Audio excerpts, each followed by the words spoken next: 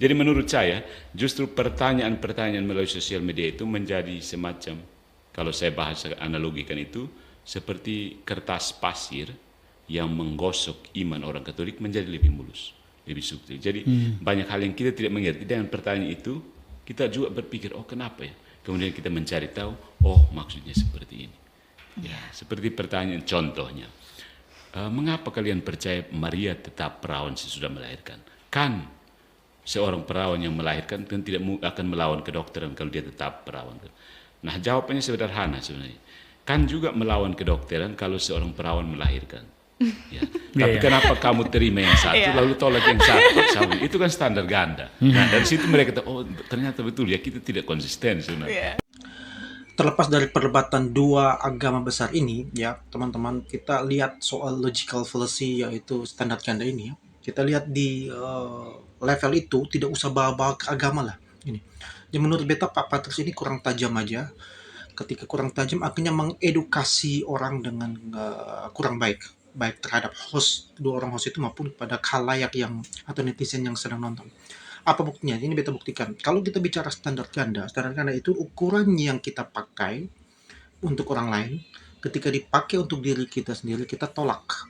Ukuran itu harus dalam konteks yang sama. Kalau konteks berbeda, itu tidak bisa dikatakan standar ganda. Lalu bagaimana dengan kasus Maria ini? Maria lahir tetap perawan, dengan Maria itu tetap perawan setelah melahirkan, itu dua konteks yang berbeda. Jadi Patrice tidak bisa mengatakan itu standar ganda, karena itu dua konteks yang berbeda. Bahwa kekristenan, mungkin baik Protestan maupun Katolik percaya bahwa Maria ketika melahirkan Yesus itu dalam keadaan perawan, bukan kehilangan keperawanannya. Dalam keadaan perawan, dalam keadaan masih perawan melahirkan Yesus, itu suatu yang sanggup Allah lakukan. Tapi kemudian setelah melahirkan Yesus dan Maria itu tetap perawan atau tidak, itu konteks yang berbeda. Jadi secara logis Maria bisa saja melahirkan dalam keadaan perawan, disebut dalam keadaan masih perawan. Itu setelah itu kemudian dia sudah tidak perawan lagi, misalnya ketika dia sudah menikah dan melanjutkan hubungan pernikahan yang lainnya. Itu bukan dua hal yang kontradiksi dan itu konteks yang berbeda. Jadi Patrice kalau misalnya bicara tentang standar ganda, anda harus menerapkan pada konteks yang sama supaya standar ganda itu berlakunya apple to apple, berlakunya apa baik, berlakunya cocok untuk perbandingan yang Anda berikan. Kira-kira demikian ya untuk Patricia. Ini masukan saja. Jadi terlepas dari perbedaan dogma ya Patricia, ini hanya masalah logical fallacy Anda yang kurang tajam saja. Semoga mengedukasi kita semua. Thank you. Nah, pintar sekali si Van Bars ini main-main dengan kata konteks ya. Katanya Maria melahirkan sebagai perawan dan Maria tetap perawan setelah melahirkan, itu dua konteks berbeda. Jadi bukan standar ganda. Boleh juga logikanya, tapi coba kita lihat baik-baik. Dia terima bahwa Maria bisa melahirkan dalam keadaan perawan. Itu ajaib, itu mujizat, itu dipercaya. Dia tolak bahwa Maria bisa tetap perawan setelah melahirkan. Katanya itu konteks lain, tidak harus dipercaya. Nah, kok bisa pilih-pilih ya? Kalau kamu percaya hal mustahil pertama, lahir dari perawan, apa susahnya percaya hal mustahil kedua, tetap perawan setelahnya? Apa karena yang kedua tidak cocok dengan doktrin agamamu? Itu namanya standar ganda. Mujizat yang mendukung keyakinan saya terima. Mujizat yang tidak sesuai keyakinan saya tolak. Alasannya beda konteks. Ya, jadi sebenarnya ini bukan masalah logika tajam atau konteks beda. Ini masalah konsistensi. Kalau kamu sudah membuka pintu untuk mujizat, jangan cuma mau yang enak-enaknya saja. Jangan main apple to apple hanya ketika cocok, tapi ketika tidak cocok bilang ini apel itu jeruk. Jangan dibalik-balik Pak. Pendengar awam saja paham. Ini namanya akal-akalan beragama. Jadi stop tipu-tipu. Kenapa Protestan suka tipu-tipu ya? Beta sudah excited dan buru-buru mau nonton apa tanggapan Patrice, tapi ya ternyata hanya seperti ini. Tapi oke lah. Gini, mungkin karena Patrice terlalu terburu-buru sehingga dia tidak memperhatikan poin dari apa yang beta sampaikan. Yang pertama gini Patrice, pertama beta tidak sedang membantah bahwa Maria itu atau tidak sedang membahas Maria itu setelah melahirkan Yesus perawan atau tidak perawan, itu tidak sedang beta bantah. Poin beta adalah beta menunjukkan bahwa ketika Anda mengatakan bahwa menerima Maria itu perawan waktu hamil dan melahirkan Yesus, kemudian menolak Maria itu tidak perawan lagi pasca melahirkan Yesus, adalah standar ganda. Itu beta tunjukkan bahwa itu bukan standar ganda, itu dua konteks yang berbeda. Jadi itu tidak sama dengan beta mengatakan bahwa beta menolak Maria perawan seumur hidup atau perawan sampai meninggal gitu. Jadi bukan berarti beta sedang membahas itu atau menolak ini atau menerima itu, tidak. Walaupun kita bisa bahas ke sana, tapi poinnya sedang bukan itu. Beta sedang menunjukkan bahwa patris tidak relevan dalam menunjuk logical fallacy, yaitu standar ganda. Itu yang patris lakukan. Jadi ini saja sudah strawman. Mungkin terlalu buru-buru ya. Beta anggap patris sebenarnya cerdas saja, hanya mungkin terlalu terburu-buru. Itu yang pertama. Maka yang kedua kita masuk pada poin standar ganda itu. Ya tidak apple to apple, Patrick. Kalau ada belajar, sebenarnya Patrick ini perlu belajar tentang hukum kontradiksi. Apa sih bila mana suatu disebut melanggar hukum kontradiksi? Kalau Patrick tadi kan bilang konsistensi. Hukum kontradiksi itu minimal ada dua hal. Relasi atau definisi yang sama, kemudian pada waktu yang sama. Nah, kalau relasi yang sama, tapi kalau waktunya berbeda itu tidak dianggap kontradiksi. Atau waktu bisa sama tapi korelasinya berbeda, itu juga tidak bukan berarti kontradiksi. Nah, sekarang kita lihat case-nya Maria ini. Apakah relasi atau definisinya sama? Maria yang melahirkan Yesus dan setelah melahirkan itu sosok yang sama? Iya, sosok yang sama. Oke.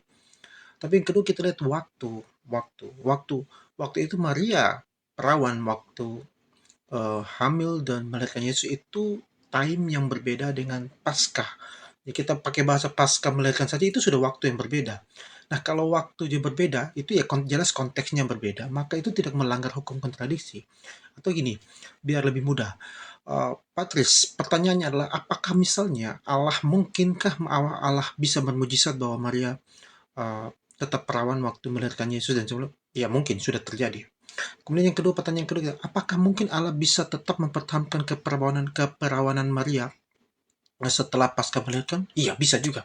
Tapi mungkin tidak Allah berkata bahwa Maria setelah pasca melahirkan dia tetap dia akhirnya bisa menikah dengan Yusuf dan punya anak-anak dari hasil pernikahan Yusuf dan dia sudah tidak perawan lagi. Mungkin tidak? Ya mungkin juga. Kenapa tidak mungkin? Kalau Anda katakan tidak mungkin, sebutkan apa tidak mungkin? Kenapa tidak mungkin begitu? Apakah itu suatu yang melanggar kehendak Allah? Itu suatu yang Allah menjadi tidak konsisten atau bagaimana? Kan tidak. Bahwa Maria bisa melahirkan untuk yang kedua kali setelah Yesus sebagai anak sulung, ada ayatnya itu juga. Sebagai anak sulung dan memiliki anak kemudian tidak perawan lagi karena memiliki anak yang sudah menikah atau kawin dengan Yusuf, itu juga tidak ada masalah, itu juga tidak dosa. Jadi apakah Allah bersalah di situ? Tidak, Allah tidak bersalah di situ. Jadi ini yang Patris kurang tajam. Kenapa kita bilang di awal Patris kurang tajam? Jadi Patris berhentilah dengan narasi-narasi bahwa Protestan bohong. Itu Anda malah jauh panggang dari api. Anda harus lebih rendah hati, lebih tenang, dan juga jangan terburu-buru. Kalau terlalu pongah dan sombong nanti Anda malah kelihatan celahnya di sana gitu. Itu kalau beta sih boleh dianggap sebagai oknum dalam perusahaan. Tapi kalau Anda kan romo, Anda representatif, Anda bodoh, berarti bisa dianggap menggalisir yang lain juga demikian gitu. Karena Anda kan representatif dari agama Anda. Kalau beta kan belum tentu gitu. Beta hanya oknum saja. Jadi gitu ya Pak Tis. Semoga jangan stromen. Coba lebih cermat lagi. Thank you. Iya, Van Bars ini lucu saudara-saudara. Coba dengar sendiri videonya. Sudah 2 video dia memberikan tanggapan kepada saya. Dari cara dia bicara, jelas dia ingin tampil seperti dosen filsafat yang lagi ngopi hitam sambil mengutip Aristoteles. Tapi hasil akhirnya malah mirip anak SMA yang baru baca 1 bab logika, lalu merasa sudah menemukan rahasia alam semesta. Nah, dia bilang begini, Allegro tidak bahas keperawanan Maria. Bukan. Dia bilang Saya, Barth maksudnya, tidak bahas keperawan Maria. Tapi setelah itu, dia cerita panjang lebar soal Maria perawan. Mungkin perawan, mungkin tidak perawan, mungkin punya anak, mungkin tidak. Kalau dikumpulkan, kata mungkinnya saja bisa bikin satu kitab sendiri.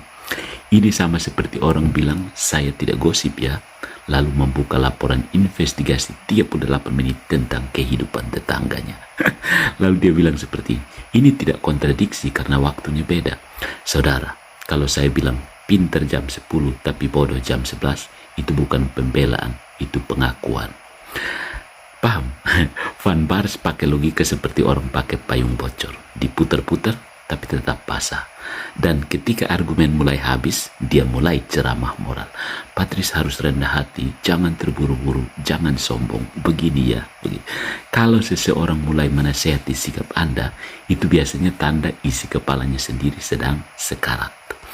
Intinya, Van Bars ini bukan salah bicara. Dia hanya terjebak antara dua keinginan. Mau tampak cerdas dan mau menyerang Allegro sekaligus. Dua-duanya dia kejar dan dua-duanya jatuh. Hasil terakhir, dia seperti wifi murah. Kadang nyambung akademik, kadang nyambung olok-olok. Tapi tidak pernah stabil di salah satu. Dan begitulah kalau orang mencoba jadi cendekiawan, padahal bahan bakarnya cuma nekat, yang keluar bukan wibawa, tapi komedi filosofis. So sad ya. Bisa kuliah di kampus saya ajar. Ada dua hal. Yang pertama, beta secara intelektual sudah tidak berkira atau tidak selera untuk menanggapi Patris ya, secara intelektual, karena dia tidak memenuhi standar atau sebagai seorang intelektual yang baik gitu. Dia hanya jago framing dengan retorika murahan. Itu yang pertama. Yang kedua, beta buktikan kenapa beta katakan dia hanya seorang yang jago framing saja dengan retorika-retorika yang murahan. Yang kedua, beta masuk pada isu.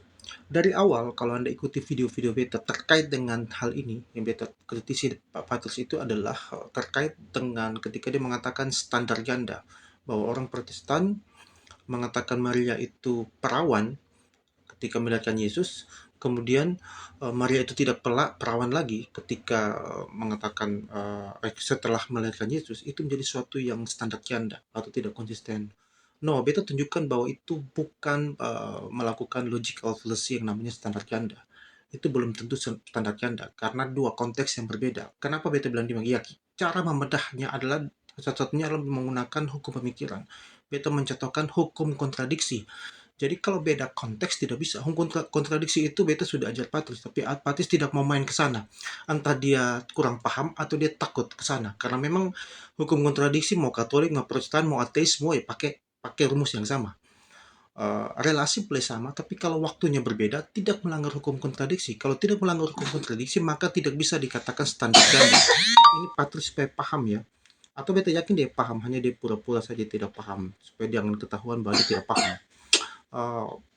Bukan, supaya jangan ketahuan bahwa dia itu lemah secara logis gitu. Jadi kemudian Patris framing bahwa seolah-olah beta membahas Maria itu mungkin perawan, mungkin tidak perawan. No, beta tidak sedang mengatakan membahas itu. Beta sedang menunjukkan bahwa beta tidak sedang membahas Maria itu perawan atau tidak perawan.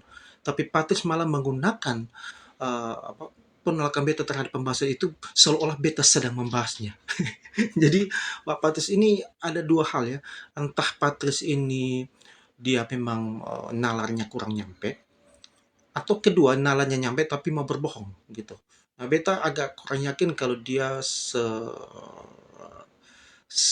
sedangkal itu. Beta agak kurang yakin. Beta pikir dia paham. Hanya memang mungkin terbiasa menipu saja, terbiasa berbohong saja agar ya tetap terlihat benar. Karena tidak mungkin dia terlihat salah karena dia adalah representatif dari agamanya. Kalau dia kelihatan lemah ya maka ya kelihatan saja bisa jadi dianggap agamanya lemah. Jadi dia tidak mau kelihatan seperti itu. Jadi itu Patris, tolong back to topic, kembali pada topik. Beta sedang menunjukkan bahwa standar ganda yang Anda justifikasi itu secara hukum pemikiran, contohnya hukum kontradiksi itu tidak sah. Coba kalau berani bantah itu. Jangan bahas red herring ke seolah-olah beta sedang bahas Maria itu perawan atau tidak. No, dari awal beta tidak sedang bahas itu gitu. Jadi bersikaplah sebagai seorang intelektual Bersikaplah sebagai orang yang romo, yang berintegritas, punya kejujuran, dan bukan seorang yang hanya jago framing dengan retorika-retorika yang murah. Oke, Patris, semoga ada bantahan yang lebih berkualitas lagi dari ini. Beta berharap sih, sangat berharap. Tapi kalau tidak, ya memang itulah tipikalnya Patris seperti itu.